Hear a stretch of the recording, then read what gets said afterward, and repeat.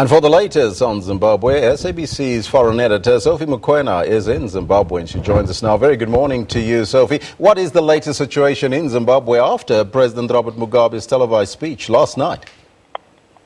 Well, many Zimbabweans have gone back to work and it's business as usual, but we are told that at 12 o'clock some will gather at the park where they will be waiting when that time comes. We are aware that President Robert Mugabe was given an ultimatum to resign before midday today, and people will be waiting to hear whether that is likely to happen. Secondly, this morning in 10 minutes' time from now, the veterans will be holding a media briefing to chart the way forward.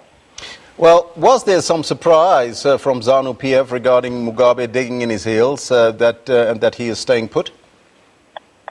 I don't know whether you heard the package I filed this morning. When you listen to that package,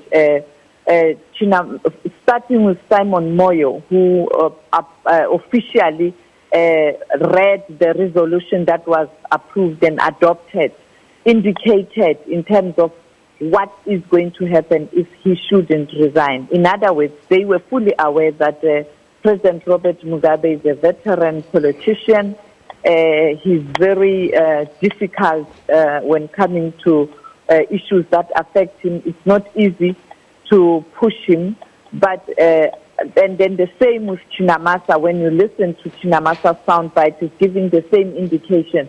When you listen to Love More, the chief whip of ZANU-PF, giving a process that they are going to follow to ensure that he leaves office, clearly they knew too well that he is not going to resign. I think the ultimatum midday is an indication that they want to start a process tomorrow in Parliament. And yeah, that's all what I can say. I know many people I spoke to here in Zimbabwe from different political parties, organizations, and individuals were clearly aware that he might not resign. You look at what he did last night when he was reading the speech. There was a time where he had to changing of the pages of the speech. You could see that something was happening. There's a page that he kind of avoided. So speculation is rife in terms of what happened. Some are saying that he's arguing that the procedure that led to his expulsion in the party was not legal.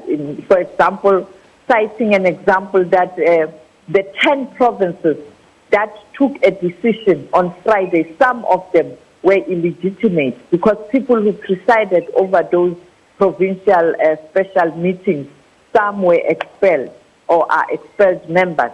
And then yesterday, again, at the Central Committee meeting, the entire top six was not there, and therefore he is arguing that the process was not legitimate. He is even arguing, I'm told, that in terms of the credentials yesterday and even in those provincial meetings were not correct. I'm talking about the audit and the numbers. Therefore, the other issue is that he feels strong that a legal process is not being followed. And I don't know whether even Parliament itself, whether he is likely to challenge the parliamentary process in court. So, how will the constitutional process then unfold if there is no movement today? Because he's got that 12 o'clock deadline today. Well, if there's no movement, he's still a head of state, he's still the commander-in-chief. The army made it clear that they will follow proper process in this project or program. They don't explain what the program is because they have in all courts made sure that this is not characterized as a coup. It is for that reason they wanted the party to do its part, recalling him, and then the parliamentary process.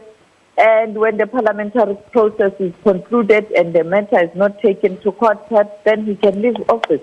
But for now, I guess everybody will continue to agree that he's head of state until such time the parliamentary processes have been concluded and if he is not going to court. So as he indicated that he will be presiding over the ZANU-PF Congress starting on the 12th of December to the 17th, it tells you that it is going to be a difficult battle. And who knows, at the Congress, if he has numbers, the Congress is likely to overturn this whole,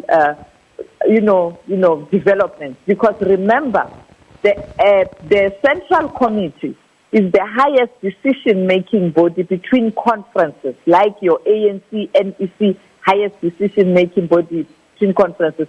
They can take any decision, but that decision can be challenged at the National Elective Conference. Therefore, this matter, when it's tabled before the conference, it's either Mnangagwa will win with his group if he's got the numbers, or Mugabe might win and this whole process be overturned by the Congress. Therefore, it is still a long way to go. And I think the Central Committee yesterday is fully aware that it is not going to be easy. If they don't ensure that they run the preparations to the conference and they have numbers in terms of branches who will be going to the conference or delegates, if they don't do that, they are in serious trouble, because the Congress has the power to overturn the decision of the Central Committee. I thank you so much for that report. That, of course, our foreign editor in Zimbabwe, Sophie Mokoena, giving us an update on the situation in Zimbabwe.